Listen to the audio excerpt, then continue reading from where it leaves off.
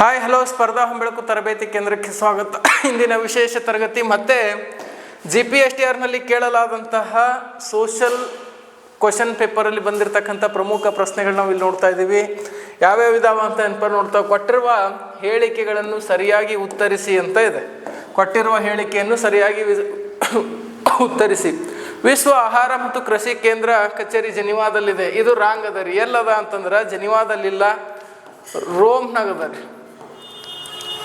ಹೌದಾ, ರೋಮ್ನಲ್ಲಿದೆ. ಹಾಗಾದ್ರೆ ಅದು ರಾಂಗ್ ಆಯಿತು. ವಿಶ್ವ ಆರೋಗ್ಯ ಸಂಸ್ಥೆ ಕೇಂದ್ರ ಕಚೇರಿ ರೋಮ್ ಅಂತ ಕೊಟ್ಟಿದಾರ. ಇದು ಎಲ್ಲದ ಅಂದ್ರೆ ಜೆನಿವಾದಲ್ಲದ. ಹೌದಾ, ಜೆನಿವಾದಲ್ಲದ. 1965ರಲ್ಲಿ ಯುನಿಸೆಫ್ ನೊಬೆಲ್ ಬಹುಮಾನ ಗಳಿಸಿದೆ. ಎಸ್, ಇದು ರೈಟ್ ಅದ ರೀ. IMF ಕೇಂದ್ರ ಕಚೇರಿ ಅಮೆರಿಕದ ವಾಷಿಂಗ್ಟನ್ ಅಲ್ಲಿದೆ. ಎಸ್, ಸಿ ಮತ್ತು ಡಿ ಏನಾಗಿದೆ ಅಂದ್ರೆ ಸರಿಯಾದ ಉತ್ತರ ಅಂತ ಹೊಡ್ತೀವಿ. ಇಲ್ಲಿ ಸರಿಯಾದ ಉತ್ತರ ಸಿ ಮತ್ತು ಡಿ ಮಾತ್ರ ಸರಿ ಅಂತ ಹೊಡ್ತೀವಿ. ಈ ರೀತಿ ಕ್ವಶನ್ಗಳು ಕೇಳ್ತಾರ. ಅದಕ್ಕೋಸ್ಕರ ಕ್ವಶನ್ಗಳು ಎಲ್ಲ ಡೀಟೇಲ್ ಆಗಿ ನೋಡ್ತಾ ಹೋಗ್ಬೇಕು. ಹಾಗೆ ನೆಕ್ಸ್ಟ್ ಕ್ವಶನ್ಗೆ ಹೋಗೋಣ. ಸಂವಿಧಾನದ ವಿಧಿ 352ರಿಂದ 60 ಇದರ ಬಗ್ಗೆ ಹೇಳುತ್ತದೆ. ಸಂವಿಧಾನದ ವಿಧಿ 350ರಿಂದ 60 ಬಗ್ಗೆ ಯಾವ ಟಾಪಿಕ್ ಬಗ್ಗೆ ತಿಳಿಸ್ತದೆ ಅಂತ ನೋಡ್ತಾ ಹೋದ್ರೆ ಎಮರ್ಜೆನ್ಸಿ ಬಗ್ಗೆ ತಿಳಿಸ್ತದೆ. ಸಂವಿಧಾನದ ತುರ್ತು ಪರಿಸ್ಥಿತಿಯ ಬಗ್ಗೆ ತಿಳಿಸ್ತದ ಅಂತ ಹೊಡ್ತೀವಿ. ಇದು ಸರಿಯಾದ ಹೇಳಿಕೆ ಗುರುತಿಸೋಣ. ವಿಧಾನಸಭೆ ಸಭಾಧ್ಯಕ್ಷರ ಅಧಿಕಾರ ಏನ್ರಿ? ಇಲ್ಲ. ಭಾರತೀಯ ಚುನಾವಣಾ ಆಯೋಗದ ಅಧಿಕಾರ ಏನು? ಇಲ್ಲ. ಭಾರತ ಪ್ರಧಾನಮಂತ್ರಿಯವರ ಅಧಿಕಾರ ಏನು? ಇಲ್ಲ. ಭಾರತ ರಾಷ್ಟ್ರಪತಿ ತುರ್ತು ಅಧಿಕಾರ ಮತ್ತು ಕಾರ್ಯ ಅಂತ ಹೊಡ್ತೀವಿ. ಎಸ್, ಇದರ ಸರಿಯಾದ ಉತ್ತರ ಯಾವುದಕ್ಕೆ ಸಂಬಂಧಪಡ್ತದೆ ಅಂತ ನೋಡ್ತಾ ಹೋದ್ರ ಆಪ್ಷನ್ಸ್ ಡಿ, ಭಾರತ ರಾಷ್ಟ್ರಪತಿಯ ತುರ್ತು ಅಧಿಕಾರ ಮತ್ತು ಕಾರ್ಯ ಅಂತ ಹೊಡ್ತೀವಿ. ಹಾಗಾದ್ರೆ ಈ ಎಮರ್ಜೆನ್ಸಿ ಘೋಷಣೆ ಮಾಡಬೇಕಾದ್ರೆ ಎಮರ್ಜೆನ್ಸಿ ಬಗ್ಗೆ ತಿಳಿಸ್ತಕ್ಕಂಥ ವಿಧಿ ಎಲ್ಲಿಂದ 352ರಿಂದ 360ರವರೆಗೆ ನಾವು ನೋಡ್ತೀವಿ. 360ರವರೆಗೆ. ಇದರ ಬಗ್ಗೆ ನಾವು ಪೂರ್ತಿ ಡೀಟೇಲ್ ಆಗಿ ನೋಡ್ತಾ ಹೋಗೋಣ. ತುರ್ತು ಪರಿಸ್ಥಿತಿ ಅಂತ ನೋಡ್ತೀವಿ. ತುರ್ತು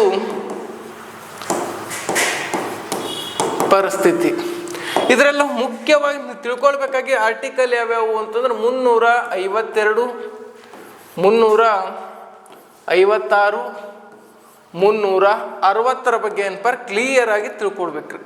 ಹಾಗಾದ್ರೆ ಇದನ್ನು ನ್ಯಾಷನಲ್ ಎಮರ್ಜೆನ್ಸಿ,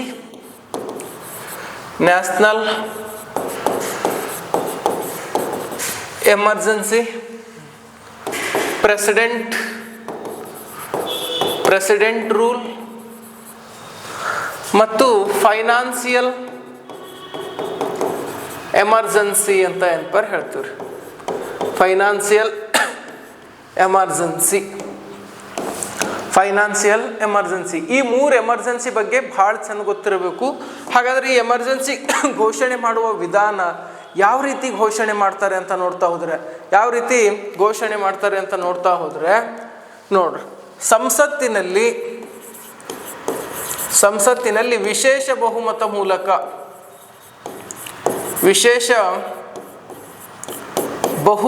ಮೂಲಕ ಈ ಒಂದು ಎಮರ್ಜೆನ್ಸಿ ಅಂದ್ರೆ ವಿಶೇಷ ಬಹುಮತ ಅಂದ್ರೆ ಲೋಕಸಭೆಯಲ್ಲೂ ಅಂಗೀಕಾರ ಆಗಬೇಕು, ರಾಜ್ಯಸಭೆಯಲ್ಲೂ ಅಂಗೀಕಾರ ಆಗಬೇಕು. ಅಂಗೀಕಾರ ಆದ ನಂತರ ರಾಷ್ಟ್ರಪತಿಗಳು ಇದನ್ನು ಅನೌನ್ಸ್ ಮಾಡ್ತಾರೆ. ಯಾವ ಸಂದರ್ಭದಲ್ಲಿ ನ್ಯಾಷನಲ್ ಎಮರ್ಜೆನ್ಸಿ ಘೋಷಣೆ ಮಾಡಬಹುದು ಅಂತ ನೋಡಿದ್ರೆ ಯಾವ ಸಂದರ್ಭದಲ್ಲಿ ಎಮರ್ಜೆನ್ಸಿ ಘೋಷಣೆ ಮಾಡಬಹುದು? ಒಂದು ಯುದ್ಧ ಆಗುವ ಸಂದರ್ಭದಲ್ಲಿ, ಇನ್ನೊಂದು ಬಾಹ್ಯ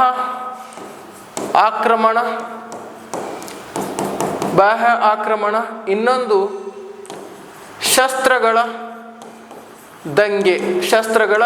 ದಂಗೆ. ಇವೆಲ್ಲ ಮೊದಲು ಪದ ಚೇಂಜ್ ಇತ್ತು. ಇಂಟರ್ನಲ್ ರಿಲೇಬಲ್ ಅಂತ ಕರಿತಿದ್ರು, ರೆಬಿನಿಯಲ್ ಅಂತ ಕರಿತಿದ್ರು, ಆಂತರಿಕ ದಂಗೆ ಅಂತ ಕೂಡ ಇದನ್ನ ಕರಿತಾ ಇದ್ರು. ಇದು ಚೇಂಜ್ ಆಗ್ಯದ. ಹಾಗಾದ್ರೆ ಈ ಎಮರ್ಜೆನ್ಸಿ ಒಂದು ವೇಳೆ ಜಾರಿ ಆಗೋಕ್ಕಿಂತ ಪೂರ್ವದಲ್ಲಿ ಲೋಕಸಭೆ ಒಂದು ವೇಳೆ ವಿಸರ್ಜನೆಗೊಂಡಿತು ಅಂತಂದ್ರ 1 ತಿಂಗಳಕ್ಕಿಂತ ಮುಂಚೆ ಅಂದ್ರೆ 1 ತಿಂಗಳ ಅವಧಿ ಒಳಗಡೆ ಏನ್ ಆಗ್ಬೇಕು ಅಂತಂದ್ರ ಈ ಇದರಲ್ಲಿ ಒಪ್ಪಿಗೆ ತಗೊಳ್ಬೇಕು. ನಂತರ ಲೋಕಸಭೆ ಬಂದ ತಕ್ಷಣ 30 ದಿನದಲ್ಲಿ ಇಲ್ಲೂ ಒಪ್ಪಿಗೆ ತೆಗೆದುಕೊಂಡು ರಾಷ್ಟ್ರಪತಿಗಳಿಗೆ ಸಲ್ಲಿಸಬೇಕು. ಎಮರ್ಜೆನ್ಸಿ ಘೋಷಣೆ ಮಾಡ್ರಿ ಅಂತ ಎಮರ್ಜೆನ್ಸಿ ಘೋಷಣೆ ಮಾಡ್ತಾರೆ. ಇದು ದೇಶಾದ್ಯಂತ ಅನ್ವಯ ಆಗಬಹುದು ಅಥವಾ ಯಾವುದಾದ್ರೂ ಒಂದು ಭಾಗಕ್ಕೆ ಅನ್ವಯ ಆಗ್ಬೋದು. ಯಾವ ಸಂದರ್ಭದಲ್ಲಿ ನ್ಯಾಷನಲ್ ಎಮರ್ಜೆನ್ಸಿ ಘೋಷಣೆ ಆಗ್ತದೆ ಅಂತಂದ್ರೆ, ಒಂದು ಯುದ್ಧ, ಇನ್ನೊಂದು ಬಾಹ್ಯ ಆಕ್ರಮಣ. ಯುದ್ಧ ಅಂದ್ರೆ ಏನು ಅಂತ ನೋಡಿದ್ರ, ನೇರವಾಗಿ ಎರಡು ದೇಶಗಳ ನಡುವೆ ಇಂಥದ್ದು ನಾವು ಯುದ್ಧ ಆಗ್ತದೆ ಅಂತೇಳಿ ಹೇಳಿ ಮಾಡ್ತಕ್ಕಂಥದಕ್ಕೆ ನಾವು ಯುದ್ಧ ಅಂತ ಏನಪ್ಪಾರ ಹೇಳ್ತೀವಿ. ಹೌದಾ, ಯುದ್ಧ ಅಂತ ಏನಪ್ಪಾರ ಹೇಳ್ತೀವಿ. ಹಾಗಾದ್ರೆ ಬಾಹ್ಯ ಆಕ್ರಮಣ ಅಂದ್ರೆ ನಮಗೆ ಗೊತ್ತೇ ಇಲ್ಲ ಭಾರತೀಯರಿಗೆ. ಪಾಕಿಸ್ತಾನ ಏನಪ್ಪಾರ ಬಾಹ್ಯ ಆಕ್ರಮಣ ಏನಪ್ಪಾರ ಮಾಡ್ತದೆ. ಹೌದಾ, ಇನ್ನು ಶಸ್ತ್ರಗಳ ದಂಗೆ, ದೇಶದೊಳಗೆ ಏನಾದರೂ ಶಸ್ತ್ರ ಹಿಡ್ಕೊಂಡು ದಂಗೆ ಮಾಡ್ತೀರಂದ್ರೆ ಎಮರ್ಜೆನ್ಸಿಯನ್ನು ಘೋಷಣೆ ಮಾಡ್ಬೋದು. ಇನ್ನು ಪ್ರೆಸಿಡೆಂಟ್ ರೂಲ್ ಅಂತ ಏನಪ್ಪಾರ ಹೊಡ್ತೀವಿ. ಇದು 2 ತಿಂಗಳು, ಇದಕ್ಕೆ ಒಂದೇ ತಿಂಗಳೊಳಗ ಅನುಮೋದನೆ ಸಿಗಬೇಕು. 1 ತಿಂಗಳ ನಂತರ ಏನಾಗಬೇಕು, ರಾಷ್ಟ್ರಪತಿ ಒಪ್ಪಿಗೆ ಕೊಡಬೇಕು. ಇಲ್ಲಿ 2 ರಾಜ್ಯದಲ್ಲಿ ರಾಷ್ಟ್ರಪತಿ ಆಡಳಿತ ತರಬೇಕಾಯ್ತಂದ್ರೆ ಲೋಕಸಭೆಗೆ 1 ತಿಂಗಳ ಅವಕಾಶ ಇರ್ತದೆ, ರಾಜ್ಯಸಭೆಗೆ 1 ತಿಂಗಳ ಅವಕಾಶ ಇರ್ತದೆ. ಇದು 3 ವರ್ಷದ ಅವಧಿಗೆ ರಾಷ್ಟ್ರಪತಿ ಆಡಳಿತ ಜಾರಿ ಮಾಡ್ಬೋದು. ಹಾಗಾದ್ರೆ ರಾಷ್ಟ್ರಪತಿ ಅಂದ್ರೆ ನ್ಯಾಷನಲ್ ಎಮರ್ಜೆನ್ಸಿ ಅನಿಯಮಿತ ಅವಧಿಗೆ ಅಂದ್ರೆ ಇಲ್ಲಿವರೆಗೆ ಅಂತ ಲಿಮಿಟ್ ಇಲ್ಲ. ಇಲ್ಲಿವರೆಗೂ 3 ಬಾರಿ ಏನಾಗಿದೆ ಎಮರ್ಜೆನ್ಸಿ ಏನಪ್ಪ ಘೋಷಣೆ ಆಗಿದೆ. ಇಲ್ಲಿವರೆಗೂ 3 ಬಾರಿ ಘೋಷಣೆ ಆಗಿದ್ದು ಕಂಡುಬರ್ತದೆ. ಇನ್ನು ಫೈನಾನ್ಸಿಯಲ್ ಎಮರ್ಜೆನ್ಸಿ ಅಂತ ಏನಪ್ಪ ನೋಡ್ತೀವಿ, ಇಲ್ಲಿವರೆಗೂ ಈ ಎಮರ್ಜೆನ್ಸಿ ಘೋಷಣೆನೇ ಆಗಿಲ್ಲ. ಹೌದಾ, ಇಲ್ಲಿವರೆಗೂ ಘೋಷಣೆ ಆಗಿಲ್ಲ. ಈ 2020ರಲ್ಲಿ ಲಾಕ್ಡೌನ್ ಬಿದ್ದ ಸಂದರ್ಭದಲ್ಲಿ ದೇಶ ಆರ್ಥಿಕವಾಗಿ ಬಹಳಷ್ಟು ಏನಪ್ಪ ಕುಗ್ಗಿ ಹೋಗಿತ್ತು. ಈ ಸಂದರ್ಭದಲ್ಲಿ ಘೋಷಣೆ ಮಾಡಬಹುದಾಗಿತ್ತು, ಆದರೂ ಕೂಡ ಘೋಷಣೆ ಮಾಡಿಲ್ಲ. ಹಾಗಾದ್ರೆ ಎಮರ್ಜೆನ್ಸಿ ಘೋಷಣೆಯಾದ ಸಂದರ್ಭದಲ್ಲಿ ಮೂಲಭೂತ ಹಕ್ಕುಗಳು ನೋಡ್ರಿ, ಇದು ಕೂಡ ಸರಳ ಬಹುಮತ ತಿದ್ದುಪಡಿಯಿಂದ, ಸರಳ ಬಹುಮತದಿಂದ, ಇದು ಸರಳ ಬಹುಮತದಿಂದ. ಹಾಗಾದ್ರೆ ಈ ಒಂದು ನ್ಯಾಷನಲ್ ಎಮರ್ಜೆನ್ಸಿ ಏನಿದಲ್ಲ, ಇದು ವಿಶೇಷ ಬಹುಮತದಿಂದ ಘೋಷಣೆ ಆಗ್ತಕ್ಕಂತಹ ಒಂದು ಎಮರ್ಜೆನ್ಸಿ ಅಂತ ಏನಪ್ಪ ನೋಡ್ತೀವಿ. ಯಾವುದು ನ್ಯಾಷನಲ್, ಇವೆರಡು ಸರಳ ಬಹುಮತದಿಂದನೇ ಘೋಷಣೆ ಆಗ್ತಾವೆ. ಹೌದಾ, ಸಿಂಪಲ್ ಮೆಜಾರಿಟಿಯಿಂದ ಏನಪ್ಪ ಘೋಷಣೆ ಆಗ್ತಾವೆ. ಹಾಗಾದ್ರೆ ನ್ಯಾಷನಲ್ ಎಮರ್ಜೆನ್ಸಿ ಮೊದಲು ಯಾವಾಗೆಲ್ಲ ಘೋಷಣೆ ಆಗಿತ್ತು ರೀ, 1962ರಲ್ಲಿ ಚೀನಾ ದಾಳಿ ಮಾಡಿದಾಗ ನ್ಯಾಷನಲ್ ಎಮರ್ಜೆನ್ಸಿ ಜಾರಿ ಆಗಿತ್ತು. ನೆಕ್ಸ್ಟ್ 1971ರಲ್ಲಿ ಪಾಕಿಸ್ತಾನ ಜೊತೆ ಯುದ್ಧ ಮಾಡುವ ಸಂದರ್ಭದಲ್ಲಿ ಘೋಷಣೆ ಆಗಿತ್ತು. ನೆಕ್ಸ್ಟ್ 1975ರಲ್ಲಿ ಎಮರ್ಜೆನ್ಸಿ ಏನಪ್ಪ ಘೋಷಣೆ ಮಾಡಿದ್ರು. ಆಂತರಿಕ ಗಲಭೆ ಅಂದ್ರೆ ಇಂಟರ್ನಲ್ ರೆಬಿಲಿಯನ್ ಅಂತ ಏನಪ್ಪ ಕರಿತೀವಿ. ಹೌದಾ, 1975ರಲ್ಲಿ ಘೋಷಣೆ ಆಗಿತ್ತು. ಯಾಕ್ರಿ ಘೋಷಣೆ ಆಗಿದ್ದು ಅಂದ್ರೆ ಇಂದಿರಾ ಗಾಂಧಿಯವರ ಚುನಾವಣೆ ಸಂದರ್ಭದಲ್ಲಿ ಆಗಿರ್ತಕ್ಕಂಥ ಗಲಭೆ. ಹೌದಾ, ಇದೊಂದು ಸಪ್ರೇಟ್ ವಿಡಿಯೋ ಏನಪ್ಪ ಮಾಡಿರ್ತೀವಿ ನಿಮಗೆ. ಹೌದಾ, ಹಾಗಾದ್ರೆ ಪ್ರೆಸಿಡೆಂಟ್ ರೂಲ್ ಕರ್ನಾಟಕದಲ್ಲಿ ಎಷ್ಟು ಬಾರಿ ಜಾರಿ ಆಗಿತ್ತು? ಈಗಾಗಲೇ 6 ಬಾರಿ ಕರ್ನಾಟಕದಲ್ಲಿ ರಾಷ್ಟ್ರಪತಿ ಆಡಳಿತ ಏನಪ್ಪ ಜಾರಿಯಾಗಿದೆ. ಮೊದಲು ಜಾರಿಯಾಗಿದೆ ಎಲ್ಲಿ ಅಂತ ಕೇಳಿದ್ರೆ ಪಂಜಾಬ್. ಫಸ್ಟ್ ಪ್ರೆಸಿಡೆಂಟ್ ರೂಲ್ ಜಾರಿಯಾಗಿದೆ ಎಲ್ಲಿ? ಪಂಜಾಬ್. ಅತಿ ಹೆಚ್ಚು ಬಾರಿ ರಾಷ್ಟ್ರೀಯ ತುರ್ತು ಇದು ರಾಜ್ಯದಲ್ಲಿ ರಾಷ್ಟ್ರಪತಿ ಆಡಳಿತ ಜಾರಿಯಾಗಿದೆ ಎಲ್ಲಿ ಅಂತಂದ್ರೆ ಮಣಿಪುರ್ ಅಂತ ಏನಪ್ಪ ನೋಡ್ತೀವಿ. ಈ ರೀತಿ ಏನಪ್ಪ ಕಂಡುಬರ್ತಾವೆ. ಅದ್ರ ಫೈನಾನ್ಸಿಯಲ್ ಎಮರ್ಜೆನ್ಸಿ ಇಲ್ಲಿವರೆಗೂ ಜಾರಿ ಆಗಿಲ್ಲ. ಫೈನಾನ್ಸಿಯಲ್ ಎಮರ್ಜೆನ್ಸಿ ಇಲ್ಲಿವರೆಗೂ ಜಾರಿಯಾಗಿಲ್ಲ. ಹಾಗಾದ್ರೆ ಈ ಎಮರ್ಜೆನ್ಸಿಯಲ್ಲಿ ಸ್ವಲ್ಪ ಇನ್ನೂ ಚೇಂಜಸ್ ಏನಪ್ಪ ಮಾಡೋಣ. ಏನು ಚೇಂಜ್ ರೀ ಅಂತ ನೋಡ್ತಾ ಹೋದ್ರೆ ನೋಡ್ರಿ, 1975ರಲ್ಲಿ ಒಂದು ತಿದ್ದುಪಡಿ ಆಗ್ತದೆ. ಏನು ತಿದ್ದುಪಡಿ ಆಯಿತು ಅಂದ್ರೆ, ಎಷ್ಟನೇ ತಿದ್ದುಪಡಿ? ಅದು 38ನೇ ತಿದ್ದುಪಡಿ. ಈ ತಿದ್ದುಪಡಿಯಲ್ಲಿ ಏನಾಯಿತು ಅಂತಂದ್ರೆ, ರಾಷ್ಟ್ರೀಯ ತುರ್ತು ಪರಿಸ್ಥಿತಿಯ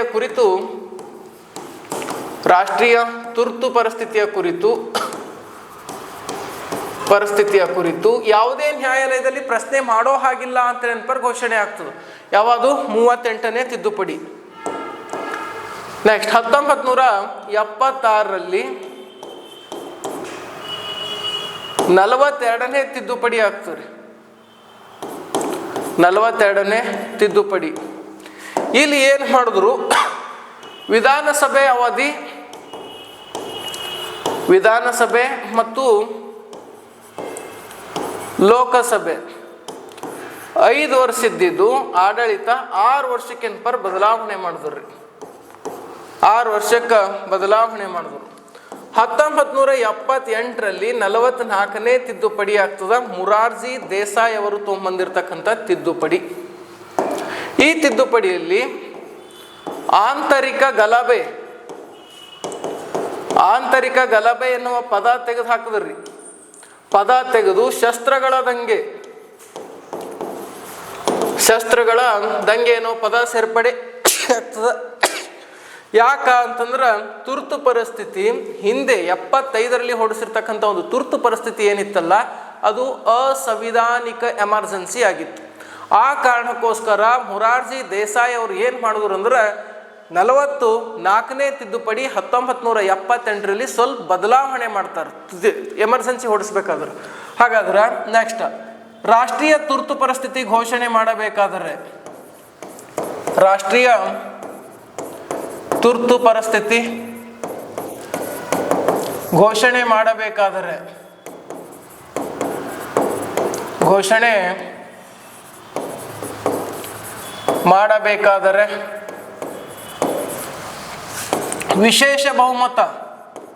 ವಿಶೇಷ ಬಹುಮತದಿಂದ ಮಾಡಬೇಕು. ಅಂದರೆ ಎರಡೂ ಕಡೆ ಅಂಗೀಕಾರ ಆಗಬೇಕು. ಲೋಕಸಭೆ ಮತ್ತು ರಾಜ್ಯಸಭೆ ಎರಡೂ ಕಡೆ ಅಂಗೀಕಾರ ಆದ ನಂತರ ರಾಷ್ಟ್ರಪತಿಗಳಿಗೆ ಶಿಫಾರಸು ಮಾಡಬೇಕು. ರಾಷ್ಟ್ರಪತಿ ಏನು ಮಾಡ್ತಾರಂದ್ರೆ ಎಮರ್ಜೆನ್ಸಿ ಘೋಷಣೆ ಮಾಡ್ತಾರೆ. ನೆಕ್ಸ್ಟ್, ತುರ್ತು ಪರಿಸ್ಥಿತಿಯ ಕುರಿತು ಗೊಂದಲವಿದ್ದರೆ, ತುರ್ತು ಪರಿಸ್ಥಿತಿಯ ಕುರಿತು ಗೊಂದಲವಿದ್ದರೆ ಯಾಕೆ ತುರ್ತು ಪರಿಸ್ಥಿತಿ ಹೊಡಿಸಿದ್ರು? ಸಾಮಾನ್ಯ ಜನರಲ್ಲಿ ಇದೊಂದು ಗೊಂದಲ ಇದ್ದಿತ್ತೆ ಅಂದ್ರೆ ನೀವು ನೇರವಾಗಿ ಕೋರ್ಟಿನಲ್ಲಿ ಪ್ರಶ್ನೆ ಮಾಡ್ಬೋದು, ಯಾಕೆ ಈ ಸಲ ತುರ್ತು ಪರಿಸ್ಥಿತಿ ಯಾಕೆ ಹೊಡಿಸಿದ್ರಿ ಅಂತ ಏನ್ಪರ ಕೇಳಬಹುದು. ಎಲ್ಲಿ? ನ್ಯಾಯಾಲಯದಲ್ಲಿ ಅವಕಾಶ ಏನ್ಪರ್ ಸಿಕ್ತು ಅಂತ ಏನ್ಪರ್ ಹುಡ್ತೀವಿ. ಅಷ್ಟೇ ಅಲ್ಲದೆ ಇಲ್ಲೇನು 5 ವರ್ಷ ಇತ್ತಲ್ಲ, 6 ವರ್ಷಕ್ಕೆ ಬದಲಾವಣೆ ಆಗಿದ್ರಲ್ಲ, ಮತ್ತೆ ಲೋಕಸಭೆ ಮತ್ತು ರಾಜ್ಯಸಭೆ, ಇದು ಲೋಕಸಭೆ ಮತ್ತು ರಾಜ್ಯ ವಿಧಾನಸಭೆ ಅಧಿಕಾರಾವಧಿ ಪುನಃ ಏನು ಮಾಡಿದ್ರು ಅಂದ್ರೆ 5 ವರ್ಷಕ್ಕೆ ಏನ್ಪರ್ ಚೇಂಜಸ್ ಮಾಡ್ತಾರೆ. ಯಾರು? ಮೊರಾರ್ಜಿ ದೇಸಾಯಿ ಅವರು ಅಂತ ಏನ್ಪರ್ ಹುಡ್ತೀವಿ, ಮೊರಾರ್ಜಿ ದೇಸಾಯಿ ಅವರು.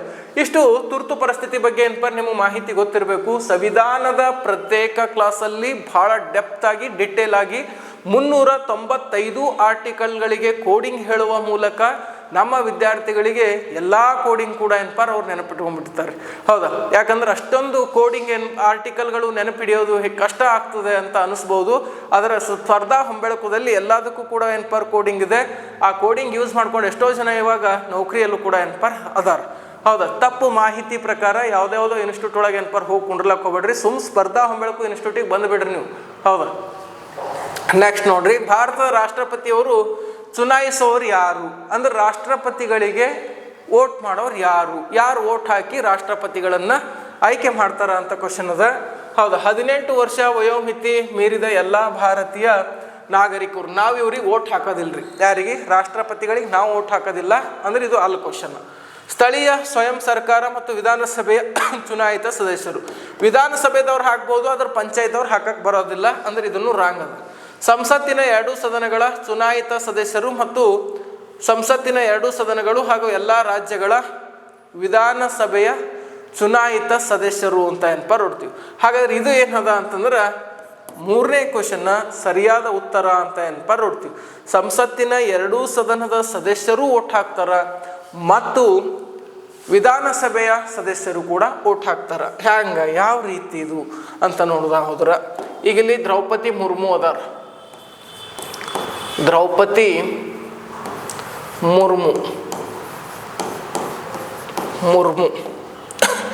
ಇವರು ನಮ್ಮ ದೇಶದ ರಾಷ್ಟ್ರಪತಿಗಳು. ಈಗ ನಾವು ರಾಷ್ಟ್ರಪತಿಗಳನ್ನು ಆಯ್ಕೆ ಮಾಡಬೇಕಾಗಿದೆ ಅಂದ್ರೆ ಸಂಸತ್ತಿನ ಸದಸ್ಯರು. ಸಂಸತ್ ಅಂದ್ರೆ 2 ಸದನ ಇದಾವ, ಒಂದು ಲೋಕಸಭೆ ಅದ, ಇನ್ನೊಂದು ರಾಜ್ಯಸಭೆ ಅದ.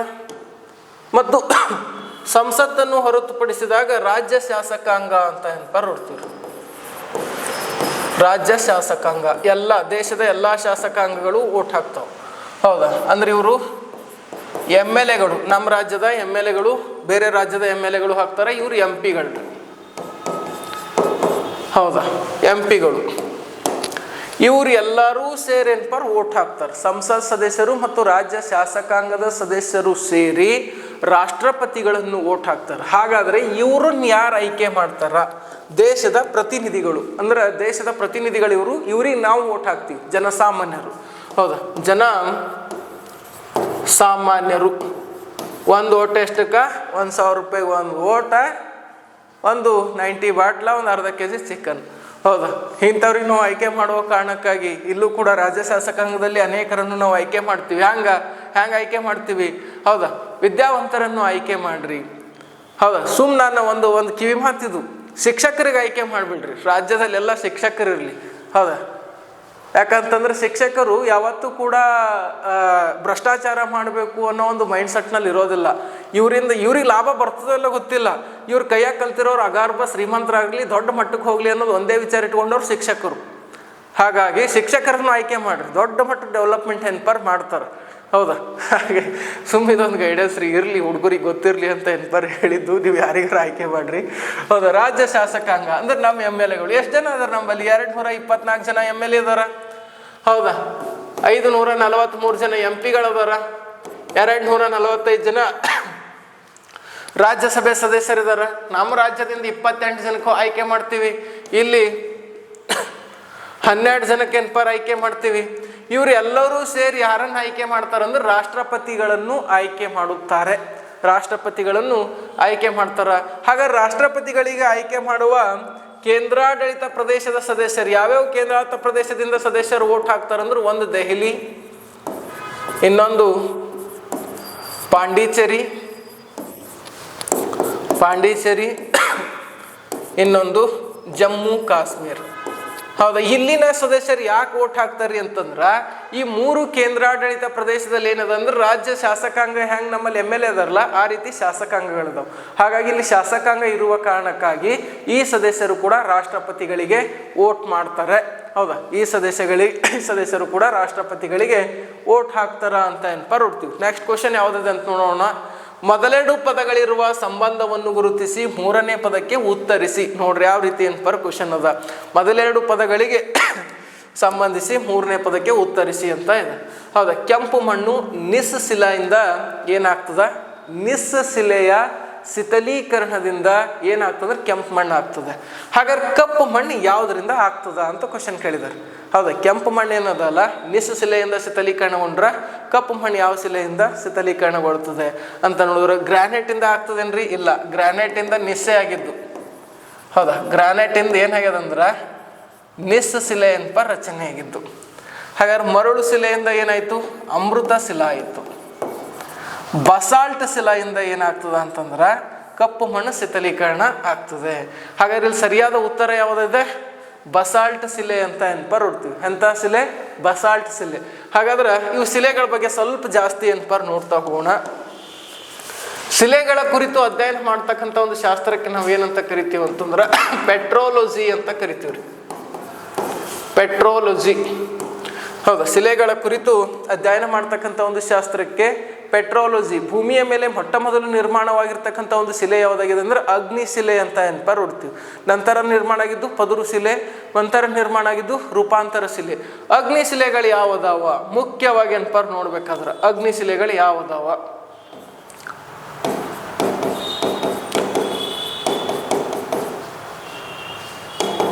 ನೋಡ್ರಿ, ಅಗ್ನಿ ಶಿಲೆಗಳು ಯಾವಿದಾವ ಅಂದ್ರೆ ಗ್ರಾನೈಟ್, ಗ್ಯಾಬ್ರೋ, ಡಿಯೋರೈಟ್, ಡೋಲಾರೈಟ್. ಇವೆಲ್ಲ ಕೋಡಿಂಗ್ ರೀ, ಎಲ್ಲದಕ್ಕೂ ಕೋಡಿಂಗ್ ಅದ. ಮಾನೋಸೈಟ್,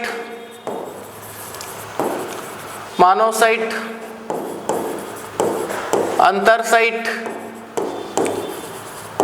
ಪೆರಡಿಯೋ ಸೈಟ್ ಅಂತ ಹೊಡ್ತೀವಿ. ಬಸಾಲ್ಟ್,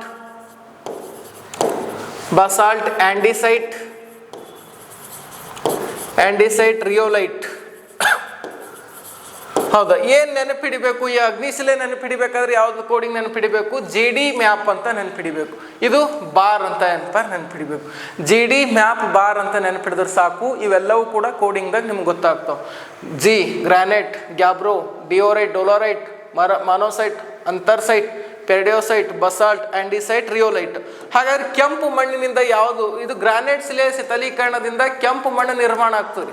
ಹೌದಾ? ಯಾವುದರಿಂದ ಯಾವ ರೂಪಾಂತರಗೊಳ್ತಾವ ಅದು ಕೂಡ ನಿಮಗೆ ಹೇಳ್ತೀನಿ. ಇವು ಅಗ್ನಿ ಶಿಲೆ. ಪದುರು ಶಿಲೆಗಳು ನೋಡ್ರಿ ಯಾವ್ದಾವ? ಪದುರು ಶಿಲೆಗಳು ನೋಡ್ರಿ ಕಾಂಗ್ಲೋಮೆಂಟ್,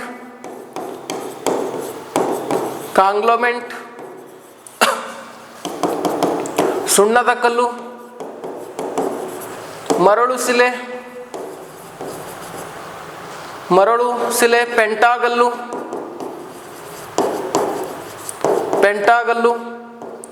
ಜಿಪ್ಸಮ್, ಜಿಪ್ಸಮ್,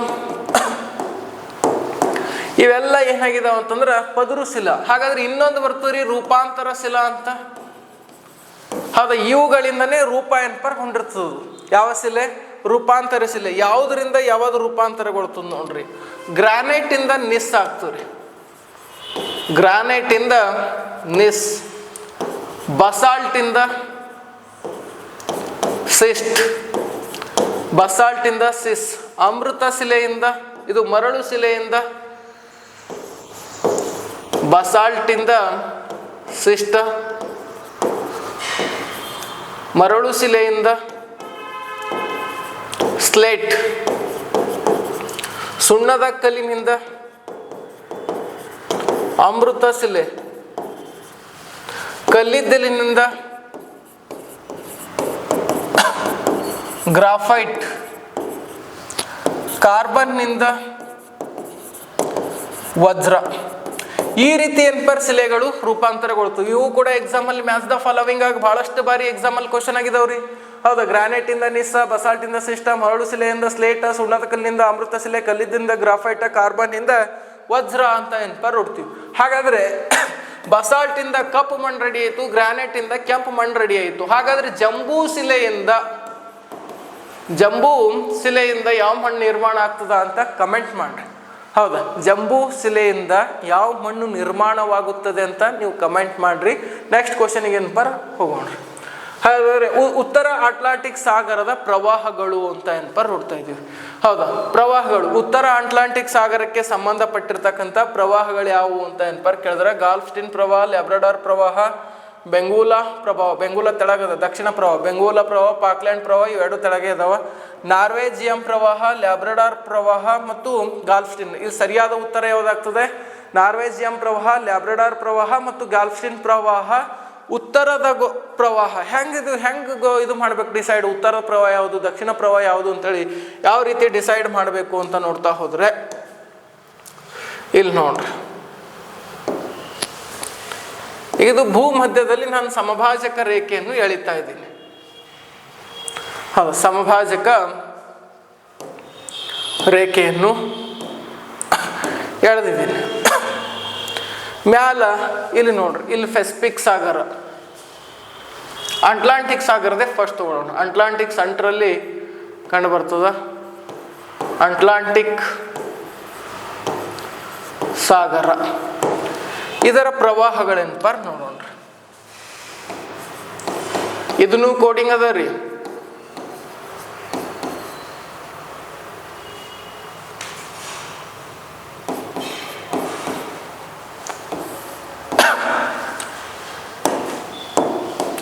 ನೋಡ್ರಿ, ಒಂದು ಮ್ಯಾಲಿಂದು ಉತ್ತರ ಗೋಳಾರ್ಧ, ಇಲ್ಲಿ ಮ್ಯಾಲಿರ್ತಕ್ಕಂಥದಕ್ಕೆ ಇದಕ್ಕೆ ಏನಂತ ಹೇಳ್ತೀವಿ? ಉತ್ತರ ಗೋಳಾರ್ಧ ಅಥವಾ ನಾರ್ತ್ ಹೆಮಿಸ್ಫಿಯರ್. ಇಲ್ಲಿ ದಕ್ಷಿಣ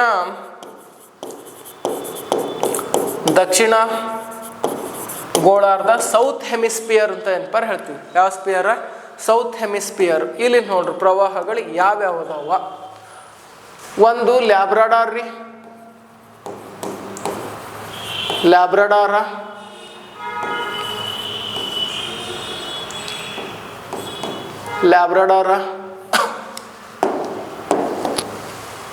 ಒಂದು ಲ್ಯಾಬ್ರಡಾರ್ ಪ್ರವಾಹ, ಇನ್ನೊಂದು ನಾರ್ವೇಜಿಯಂ ಪ್ರವಾಹ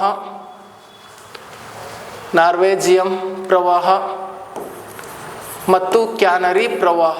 ಇವೆಲ್ಲ ಉತ್ತರ ಗೋಳಾರ್ಧದಲ್ಲಿರ್ತಕ್ಕಂತಹ ಪ್ರವಾಹನೇ ಇದಾವೆ. ಹೌದಾ, ಇಲ್ಲಿ ತೆಳಗೆ ನೋಡ್ರಿ, ಬೆಂಗೂಲಾ ಪ್ರವಾಹ ಮತ್ತು ಪಾಕ್ಲ್ಯಾಂಡ್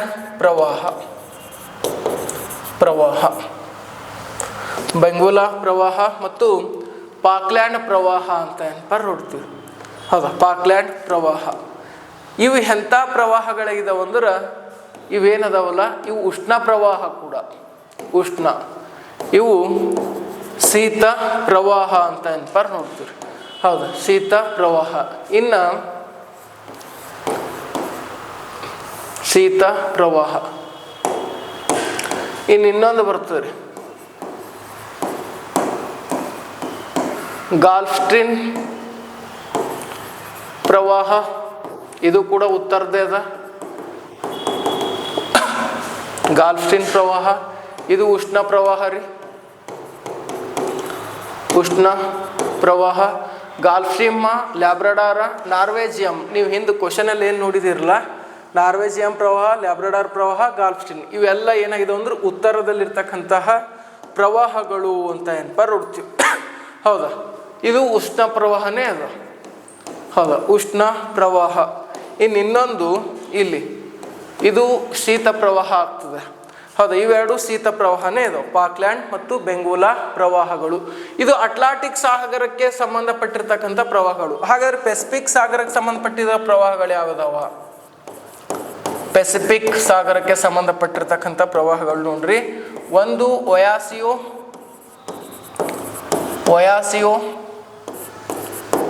ಓಕಟಸ್ಕ ಇವು ಎಂಥ ಪ್ರವಾಹ ಅಂದ್ರೆ ಶೀತ ಪ್ರವಾಹ ರೀ. ಇನ್ನು ಉಷ್ಣ ಪ್ರವಾಹ ಮತ್ತು ಉಷ್ಣ ಪ್ರವಾಹ ಯಾವುದಂತಂದ್ರೆ ಕುರಾಶಿಯೋ ಮತ್ತು ಸುಸೀಮ ಪ್ರವಾಹ. ಇವೆರಡು ಏನಾಗಿದಾವೆ ಅಂದ್ರೆ ಉಷ್ಣ ಪ್ರವಾಹ. ಹಾಗಾದ್ರೆ ಶೀತ ಪ್ರವಾಹ ಇವೆರಡ್ರಿ. ಇವು 4 ಪ್ರವಾಹ ಉತ್ತರ ಗೋಳಾರ್ಧಕ್ಕೆ ಸಂಬಂಧಪಟ್ಟಿವ್ರಿ. ಹೌದಾ, ಮತ್ತೆ ತೆಳಗೆ ಹಾಕಿದ್ದೀನಂತ ತೆಳಗಿಂದು ಅಂತ ಅನ್ಕೊಳಕ್ ಹೋಗ್ಬಿಡ್ರಿ, ದಕ್ಷಿಣ ಗೋಳಾರ್ಧ ಅಂತ ಅನ್ಕೊಳಕ್ ಹೋಗ್ಬಿಡ್ರಿ, ಉತ್ತರ ಪೆಸಿಫಿಕ್ ಸಾಗರದು. ಇನ್ನು ದಕ್ಷಿಣ ಗೋಳಾರ್ಧ ಪ್ರವಾಹ ನೋಡ್ರಿ, ಪೆರು ಪ್ರವಾಹ ಅಥವಾ ಹಂಬೋಲ್ಟ್ ಪ್ರವಾಹ ಅಂತ ಹೇಳ್ತೀವಿ. ಹಂಬೋಲ್ಟ್ ಪ್ರವಾಹ ಇದು ಒಂದು ಶೀತ ಪ್ರವಾಹ ರೀ. ಇಂದು ಪೂರ್ವ ಆಸ್ಟ್ರೇಲಿಯಾ ಪ್ರವಾಹ ಅಂತ ನೋಡ್ತೀವಿ. ಪೂರ್ವ ಆಸ್ಟ್ರೇಲಿಯಾ ಪ್ರವಾಹ ಇದು ಕೂಡ ಏನಾಗಿದೆ ಅಂದ್ರೆ ಶೀತ ಪ್ರವಾಹ ಅಂತ ನೋಡ್ತೀವಿ. ಶೀತ ಪ್ರವಾಹ ಪೆಸಿಫಿಕ್ ಸಾಗರಕ್ಕೆ ಸಂಬಂಧಪಟ್ಟಿದ್ದು. ಹಾಗಾದ್ರೆ ಹಿಂದೂ ಮಹಾಸಾಗರಕ್ಕೆ ಸಂಬಂಧಪಟ್ಟಿರ್ತಕ್ಕಂಥ ಪ್ರವಾಹ ಯಾವುವು? ಹಿಂದೂ ಮಹಾಸಾಗರಕ್ಕೆ ಸಂಬಂಧಪಟ್ಟಿವು 4 ಪ್ರವಾಹಗಳೇನಪ್ಪ ಕಂಡು ಬರ್ತಾವ್ರಿ. ಒಂದು ಅಗುಲಾಸ್, ಮುಜಾಂಬಿಕಾ,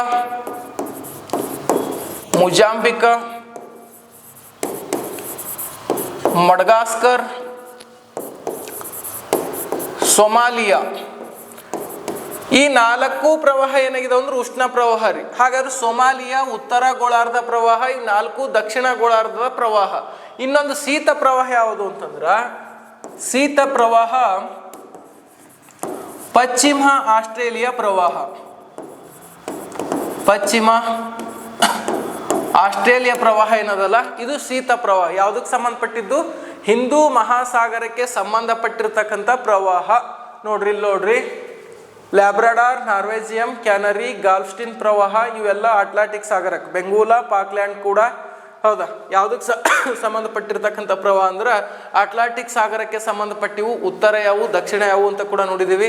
ಹಿಂದೂ ಮಹಾಸಾಗರಕ್ಕೆ ಅಗುಲಾಸ್, ಮುಜಾಂಬಿಕಾ, ಮಡಗಾಸ್ಕರ ಇವು ದಕ್ಷಿಣ ಗೋಳಾರ್ಧ, ಸೊಮಾಲಿಯಾ ಉತ್ತರ ಗೋಳಾರ್ಧ.